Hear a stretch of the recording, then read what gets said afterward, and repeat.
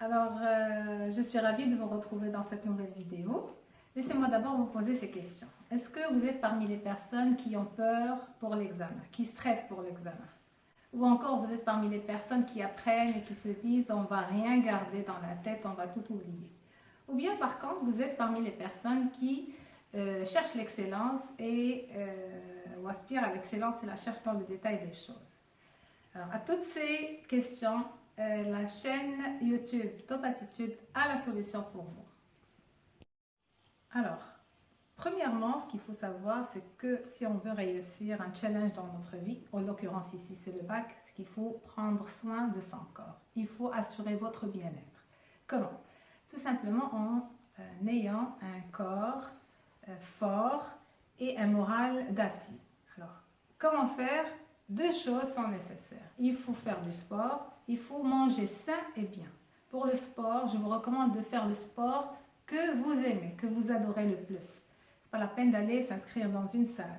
Les filles, je vous recommande de faire de la danse, si vous aimez la danse. Les jeunes hommes, tout simplement faire du foot.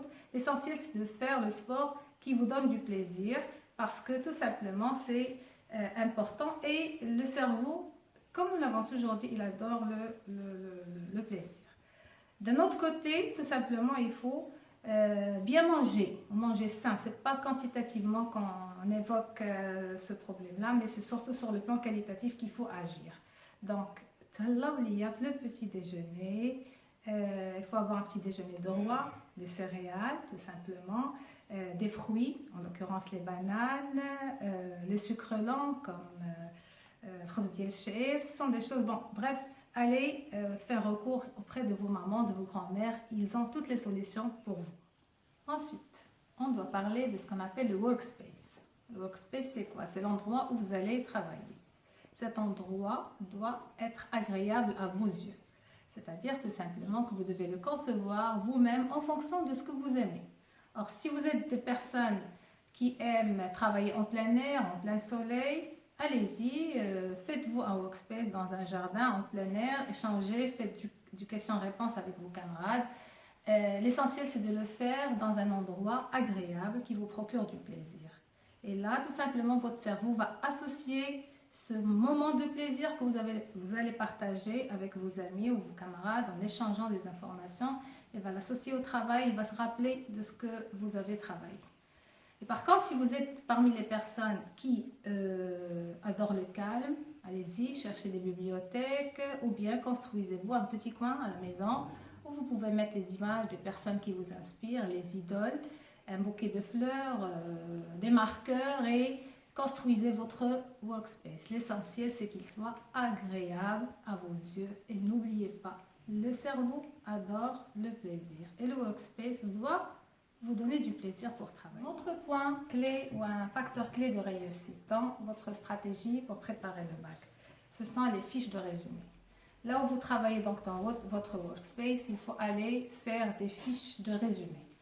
Prenez-vous le temps, comprenez-les, essayez d'en faire des fiches de résumé. Sachez faire la différence entre ce qui est essentiel dans une leçon et ce qui est secondaire. Demandez à vos professeurs, n'arrêtez pas de demander pour arriver à faire la distinction entre ce qui est essentiel et ce qui est secondaire.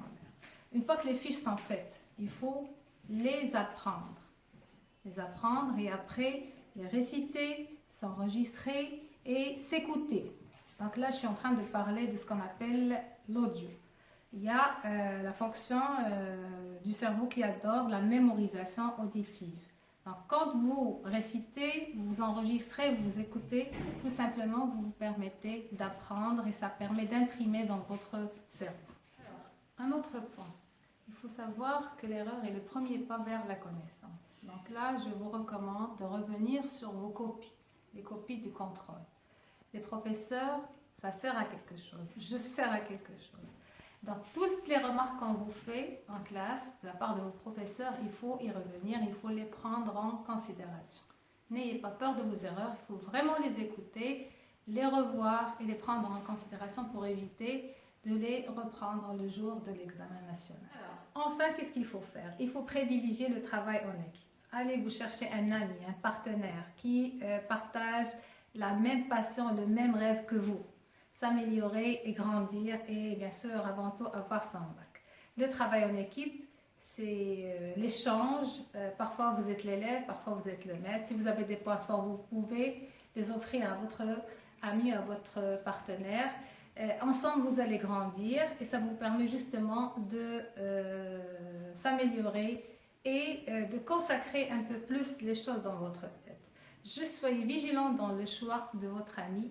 C'est important de travailler en équipe. Voilà, ça a été un petit peu les conseils que je voulais vous donner à propos de cette stratégie infaillible pour réussir votre bac. Juste un petit détail, sachez que ces conseils, ils marchent ensemble. Ne prenez pas deux ou un et n'attendez pas à de grands résultats. Il faut les prendre ensemble. Et à tous ces conseils-là, ajoutez une bonne dose de sourire, un bon exercice de respiration et foncez. Le bac et le monde vous attendent impatiemment. À très bientôt, Inch'Allah.